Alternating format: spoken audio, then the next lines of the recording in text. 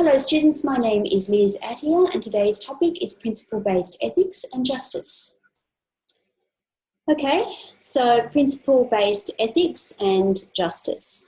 So as we mentioned, justice is the standards and expectations which any society holds concerning relations between the members of that society. Specifically, what justice gets to is the idea of rights and services that are due to any member of that society. So it's based on the concept of fairness, of rightness and equity. And I'll draw your attention there to the word due. So it is a basic human right that access and equity in healthcare are actually safeguarded under this principle. So justice refers to the standards and expectations held by society. It's not about everyone being treated equally. It's about people being treated fairly. It's about everyone being treated in a socially acceptable and humane way. And really, the law should be the last resort for obtaining justice.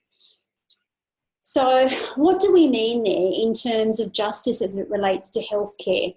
Well, there's equality of access to healthcare, the right to be treated in a humane manner according to basic human rights, a fair legal system when dealing with medical evidence in the civil or criminal justice system, so the idea that everyone before the law is also treated equally. So Gillen, in fact, argues that in the 21st century, there will be a shift in the way the healthcare model is actually implemented.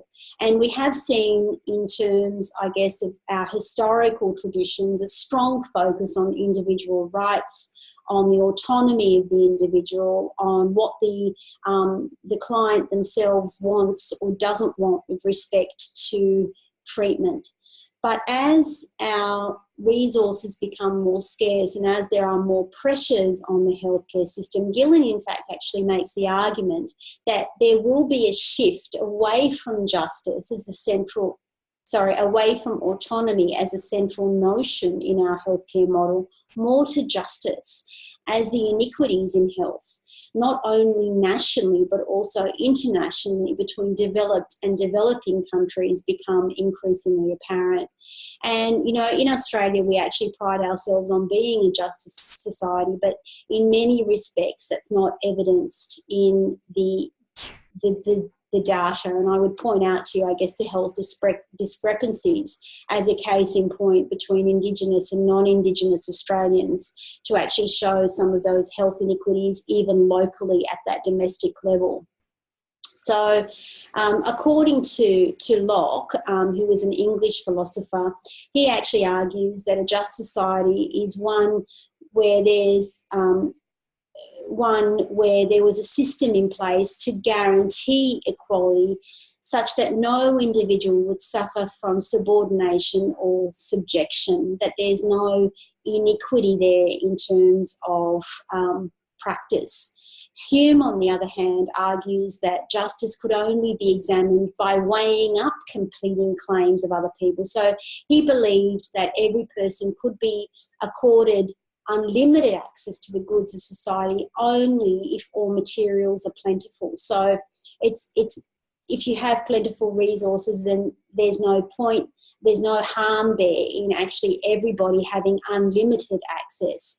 But because this isn't the case, resources, rather than actually be distributed equally, they need to be distributed based on need and not the basis of wealth, power, ethnicity, religion, gender or social class. So nothing else matters except what people need.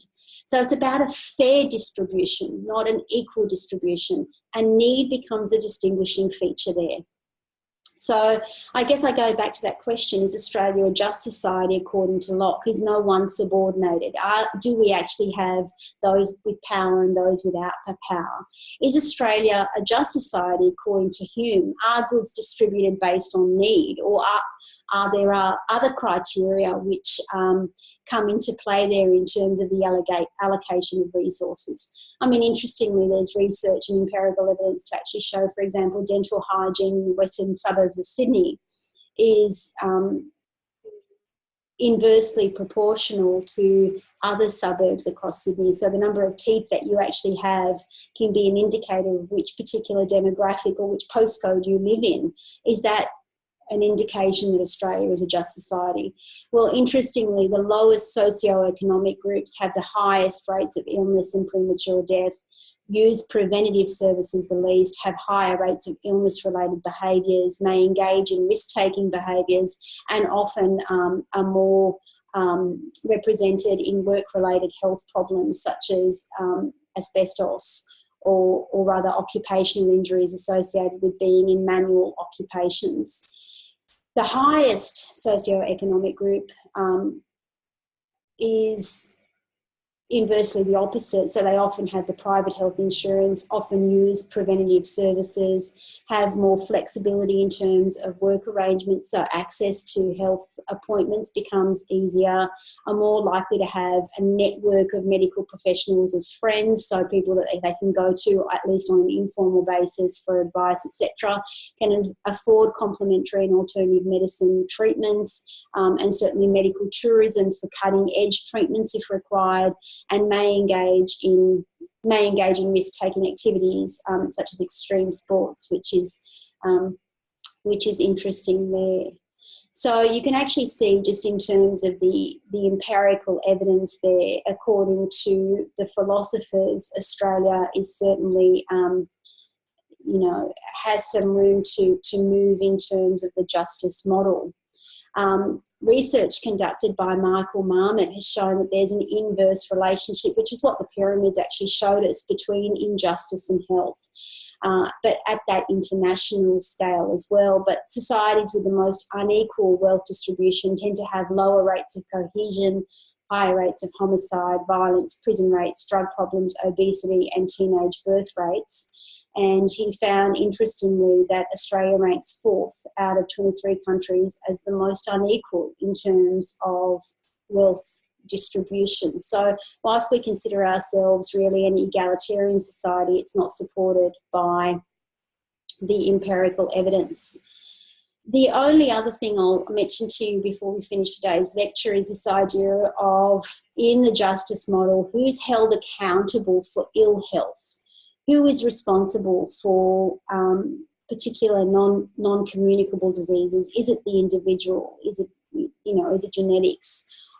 Are we blaming individuals, or a scapegoating tool to facilitate the exacerbation of inequities? So the idea, if you smoke, well, who have you got but to blame yourself? If you are obese, well, clearly it's your own eating behaviour. Who is it? That individualistic focus then, and how much free will is there in this concept of free will?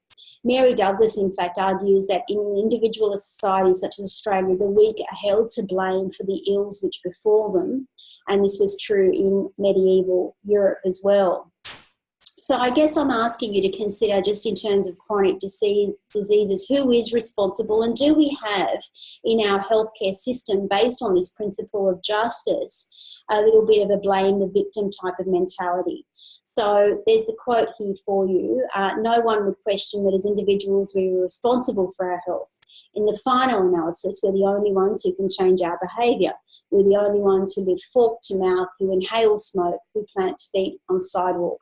And we're the only ones who can decide to do these things.